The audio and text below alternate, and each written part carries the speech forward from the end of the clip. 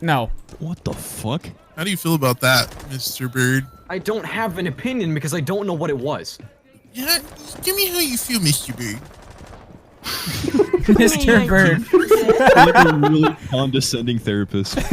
What's got you down in the dumps, Mr. Bird? Why don't you draw a picture of how you feel? Use some crayons. Give him a white crayon. Rate your sadness on a scale from 1 to 10. You can get more condescending than that. Well, there's an infection there